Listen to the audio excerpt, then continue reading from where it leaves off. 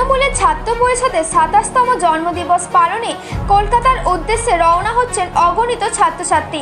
তৃণমূল ছাত্র পরিষদের সমর্থক কর্মী ও নেতৃত্ব বিজেপি টাকা বন্ধকে উপেক্ষা করে ও তা ব্যর্থ করতে এবং তাদের জনসভা সফল করতে কাতারে কাতারে ছাত্রছাত্রী আরামবাগ থেকে ট্রেন ধরে রওনা দিচ্ছেন। তারা আরামবাগ নেতাজি স্কয়ারে জমায়েত হয়েছেন। তাদের উৎসাহিত করতে হাজির হয়েছেন পুরসভার চেয়ারম্যান ও ভাইস চেয়ারম্যান সহ একাধিক নেতৃত্ব। তাদের বক্তব্য আজ ঐতিহাসিক জমায়েত হবে।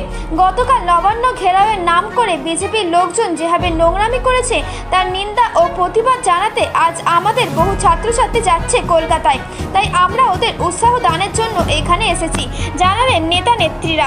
24 আওয়ার্স আরামবাগের রিপোর্ট।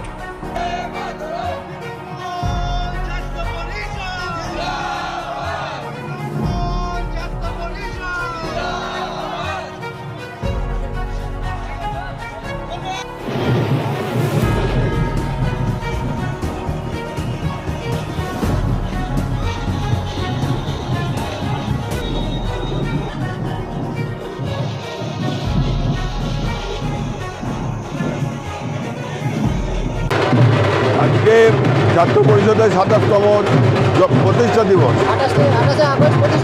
হ্যাঁ, সেই কারণে আজকে আরামবাগ মহকুমার ছাত্রছাত্রীরা স্বতঃস্ফূর্তভাবে এখানে এসে মিছিল সহকারে ওরা ট্রেন ধরে যাবে কলকাতায় ছাত্র দিবসের প্রতিষ্ঠা দিবস দিবসে।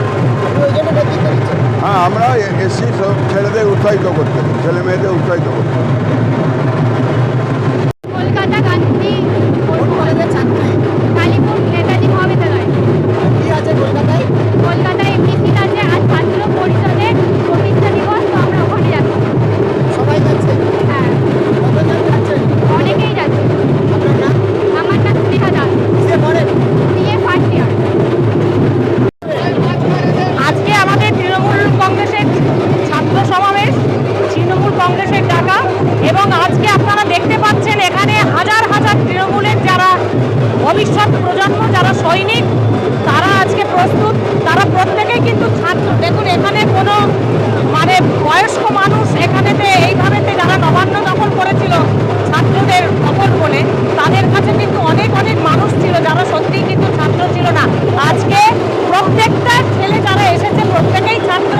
এবং আজকে আমাদের তৃণমূল সর্বভারতীয় তৃণমূল কংগ্রেসের যিনি সাধারণ সম্পাদক অভিষেক বন্দ্যোপাধ্যায়, আজকে আমাদের চোখের মনে এদের সবার আমাদের প্রত্যেকের, এবং তার যে নেতৃত্বে যে ছাত্র সমাবেশ হবে সেগুলো অন্যান্য বছরের তুলনায় অনেক বেশি। কেননা কালকে বিজেপি যে নোংরামোটা করেছে নবান্ন দখলের নাম